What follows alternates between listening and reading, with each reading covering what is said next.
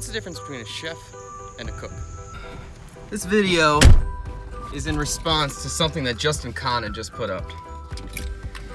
Now, I like what Justin Khanna's doing. I have respect for the effort he's putting into his channel, and I'll link it down below. But I completely disagree.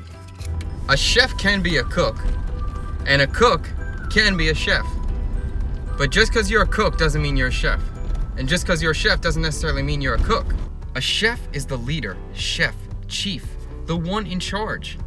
A cook is the person cooking the food. The cook looks up to the chef and listens to the chef. A chef dictates, a cook listens. These are the differences. A chef is a position. It's something that you work up to. It should be something that's respected, not just thrown around like nothing. And there's nothing wrong with being a cook either. Being a cook is awesome.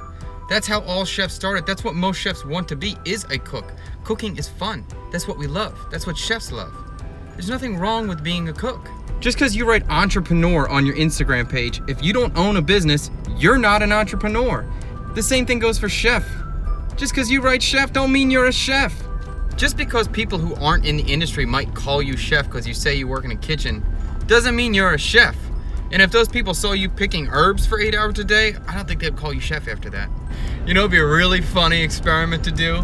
Next time you're at work and you're talking to your chef, ask him to call you chef too. See what he says. That would be hilarious. A chef, I was wondering if you could call me chef too. That might be cool, right? You wouldn't mind, right? For the chef title, the only time the lines kind of blur for me, where I don't know where exactly it sits, is if you're like running the kitchen of a franchise location of like a McDonald's or like a Zoe's Kitchen or like a diner. Since there's no creative input whatsoever, you had the same menu for the last 25 or 30 years, or there's nothing interesting going on. Don't know if you're a chef there, but you could argue it to me. I'm not sure.